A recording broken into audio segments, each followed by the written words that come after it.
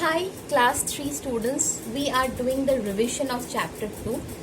Till last day we have done the revision of what is an operating system, functions of operating system, what is Microsoft Windows 7, what is desktop, the three parts of the desktop, what is icon, the two important icons of the desktop, how to arrange the icons, what is desktop background, how to change the desktop background. Till here we have done the revision.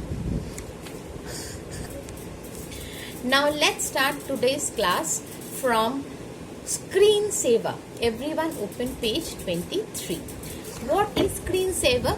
A screensaver is a moving image that fills the screen of the desktop or any other screen, whatever is opened, when the computer has not been used for a certain time. That means the computer is idle for a certain time. When this thing is happened, the screensaver is a moving image that comes into action and it starts playing in the computer screen. Now, how to add this screensaver on the desktop, on the computer system? Simply right click on the desktop. After that, you will get a shortcut menu opened. Over there, click on personalize. When you click on personalize, a new window is opened. Over there, click on screensaver. Screensaver settings window will open.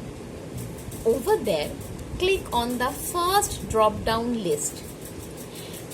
Over there, you will get a lot of screensavers that are provided by the Windows 7 operating system. Select any one of your choice.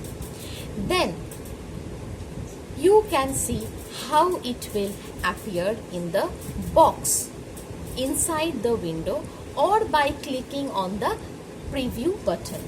How the screensaver will look like, that will be shown to you once you have clicked a particular screensaver. Or you can click the preview button to see how it will look like. Next, in the wait box, you can set the time, that after how much time the computer is idle, the screensaver will come in action. After setting the time, click on apply. Apply button is there. Click on apply. After that, click on OK to close the window. Now you are on the desktop. Leave the desktop computer for certain time. Maybe desktop, maybe any other window is open, whatever it is, you don't work on the computer system. Suppose we have set the time for 1 minute. Leave the computer for 1 minute. You definitely will see that after 1 minute, whatever screensaver you have selected, that has come into your computer system and it is playing on the computer screen. Now, when you are keeping the computer for idle, you can't use the keyboard, you can't use the mouse. If you are using it, screensaver will not come in action. Okay. Now, this is how to make the use of screensaver. Now, next is taskbar. What is taskbar? Taskbar is a horizontal bar at the bottom of the computer screen. And the taskbar contains the start button, the clock. Start button is on the left hand side, clock is on the right hand side, and at the rightmost side we have the show desktop button. Now on the taskbar you can see the icons of the open programs. For example, if you are using the Paint and the MS Word, the two Windows icon will be shown on the taskbar. Now the start button. Whenever you click the start button, a list opens that is called the start menu. This menu contains a list of programs available on the computer. Click on all programs. All program option is there to see the complete list of programs that we have in the computer system. Click on back to get back to the start menu. If you have clicked the all programs, a back button will come. Click on back, you will get back to the start menu. The start menu also contains the option for shutting down the computer, restarting the computer. These two options are also there. Next, clock. The clock shows the current date and time of the computer system. Show desktop button. While you are working with different programs, different windows are opened on the desktop. If you click the show desktop button that is on the taskbar rightmost side, click on that, all the windows opened will be minimized and the desktop is shown to you.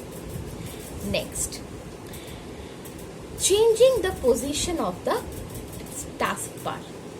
Whenever the taskbar is moved from one side to another, usually it is at the bottom, but if we want, you can change it in different sides, left side, right side, top, anywhere.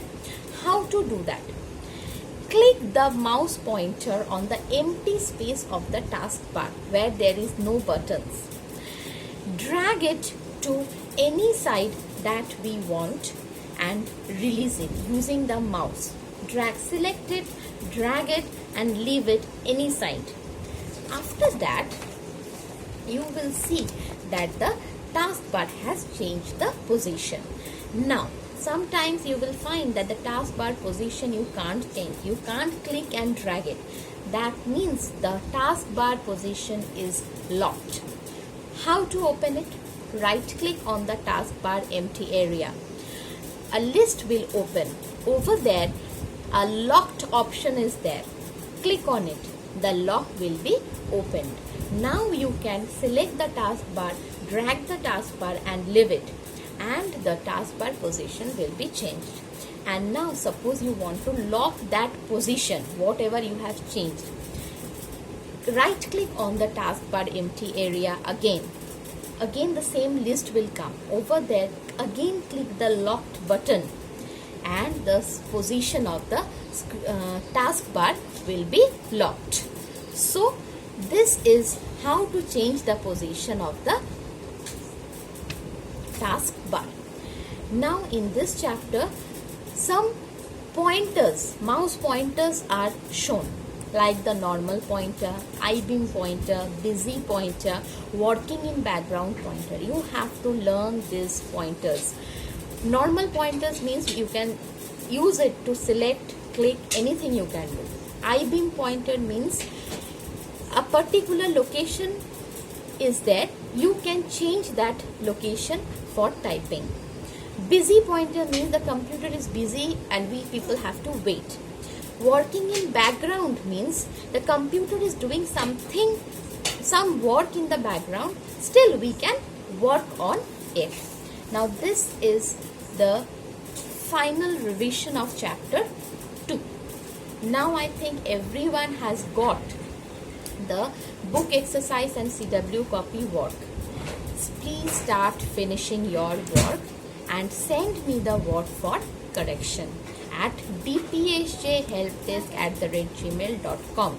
And for today's class, if you have any query, write in the comment box. So stay at home, do your work. Bye bye.